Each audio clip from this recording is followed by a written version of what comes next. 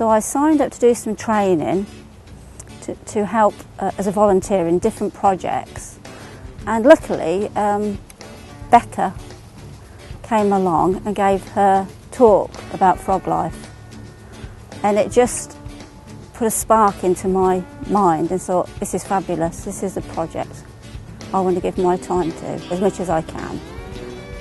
It was something I've always enjoyed all my life, the outdoor, and certainly instilled it in my daughter. I think it gives young children fabulous opportunities to experience all different skills that a lot of them may never come across, and to be out in all conditions, all weathers, is very rewarding. This is the olive branch. I've been coming down here for 2 or 3 years, if not longer, working with Froglife and Becca.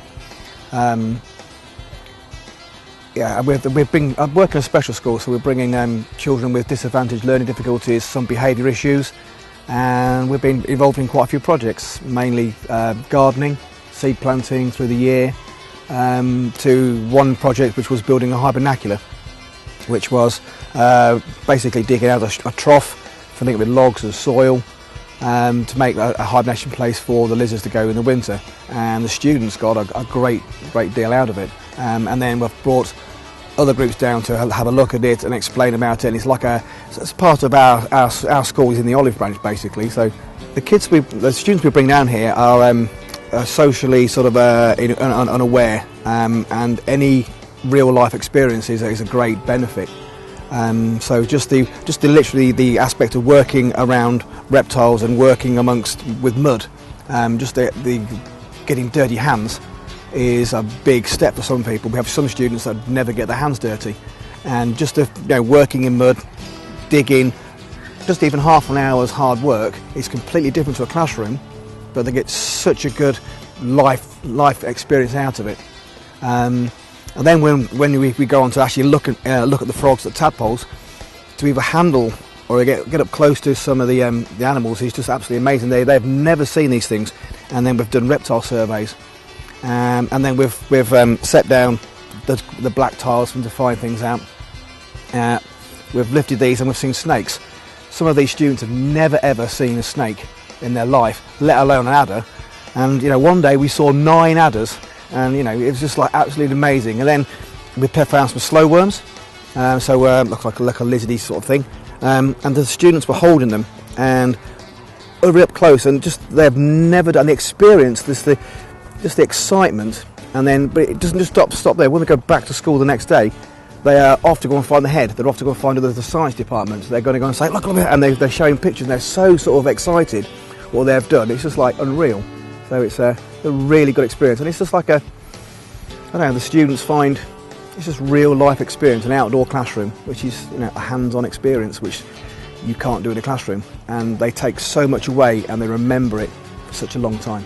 The first thing we did, which we do with a lot of groups, is go on a nature walk, and we found newts, and Rebecca had a licence for picking newts up, so we asked them if they wanted to hold the newts.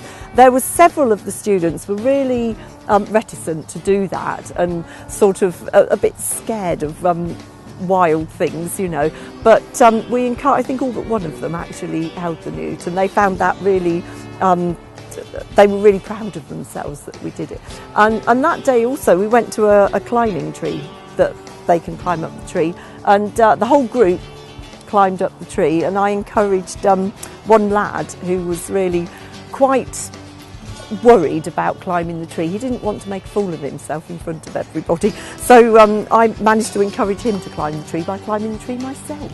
And I stood up the tree and I was really scared, but I had to pretend that I was happy, and after that it encouraged him to climb up the tree. So that was really good. At the Green Backyard, there was a corner where they wanted a path to be built, and we, as a team, we dug out a trench and used building bricks, red bricks, to line the path, and they really enjoyed doing that. We got a lot out of that.